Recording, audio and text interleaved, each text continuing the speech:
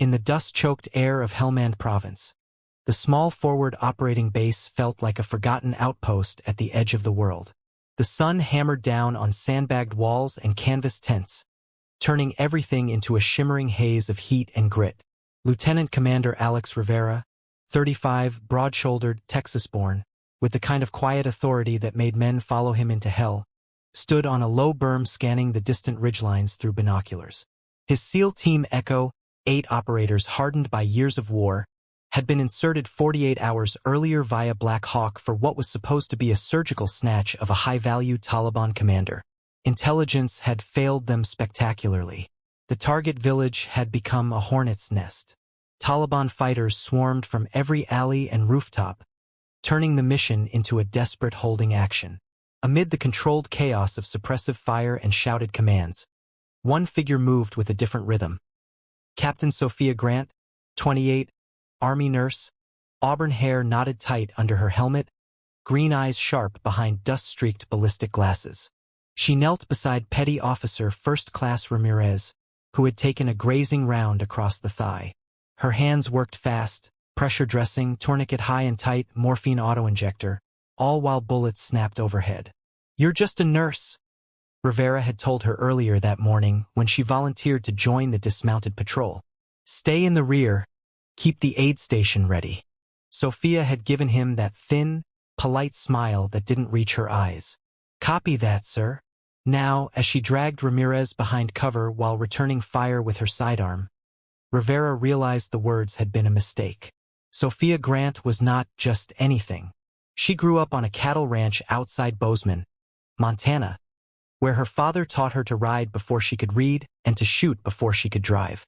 By 16, she could drop a coyote at 300 yards with her dad's old Remington 700. At 18, she enlisted, not for adventure, but to pay for nursing school and escape the slow suffocation of small-town expectations. Basic training uncovered her gifts.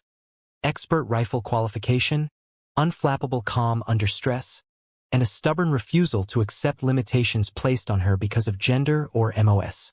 Her first deployment to Iraq in 2018 changed everything. Assigned to a combat support hospital outside Baghdad, she spent nights stitching up soldiers torn apart by IEDs. One evening, a rocket barrage hit the FOB. The hospital took indirect fire. When the quick reaction force was pinned, Sophia climbed to the roof with a scavenged M16 and laid down accurate fire, killing 2 insurgents and buying time for reinforcements. The after-action report was classified and sanitized. Nurses do not engage. But the quiet Bronze Star she received opened doors to special operations medical training. She learned trauma surgery in austere environments, CQB basics with Rangers, and how to keep fighting when the world tried to kill you. Back in the present, the ambush escalated. Dusk bled into night. Tracer rounds painted the sky orange and green. Rivera's team was bleeding. 3 wounded, ammo dwindling, extraction delayed by rolling sandstorms. A grenade detonated 20 meters away. Shrapnel shredded Chief Hayes' left calf. His M4 skittered across the dirt. Rivera yelled for Sophia to stay down. She didn't. She sprinted through the open, dropped beside Hayes, applied a combat application tourniquet with one hand while dragging his rifle to her shoulder with the other. She flipped the selector to semi, exhaled, and fired.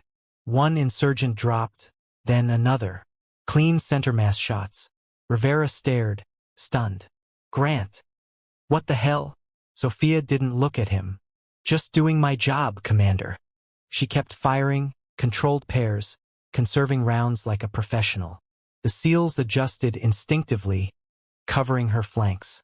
The dynamic shifted in seconds. The nurse was no longer the protected asset. She was a force multiplier. During a brief lull, Rivera pulled her behind a collapsed wall. "Where the fuck did that come from?" Sophia wiped blood from her cheek. "Hayes', not hers. Dad's ranch. Then Iraq. Then every school the Army threw me into." She left out the rooftop, the metal, the nightmares. Rivera studied her. There was respect there now, and something warmer, something dangerous in a war zone. "You're staying on the line," he said finally. "We need every gun." Sophia nodded once. The team moved forward, Sophia on point, rifle steady, eyes scanning for threats. As they pushed toward the target compound, the first major twist landed. Sophia's earpiece picked up a fragmented transmission on the team's encrypted net, not from command, but from an external source. Target acquired. Proceed with elimination of primary and secondary.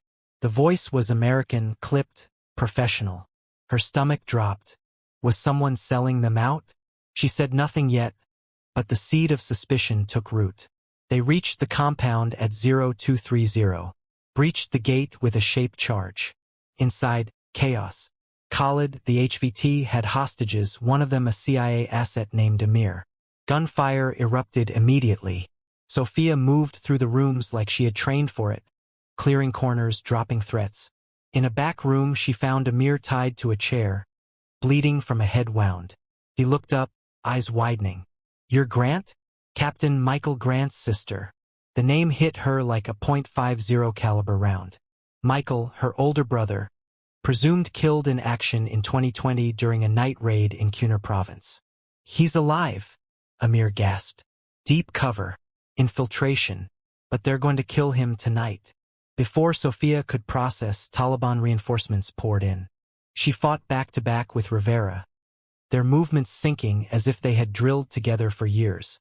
She saved his life twice, once by tackling him out of a sniper's line of sight, once by putting 2 rounds through the chest of an insurgent who flanked him.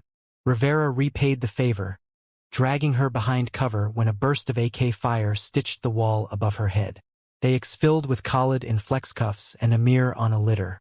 On the Chinook ride out, Rivera sat beside Sophia, their shoulders touching in the red-lit cabin. "Your brother?" he asked quietly. She stared at the floor. "I thought he was dead." Rivera squeezed her hand. Brief, professional, but the touch lingered. "We'll find him." Back at Bagram, the debrief room felt like a pressure cooker. Command praised Sophia's actions, fast-tracked her Silver Star recommendation.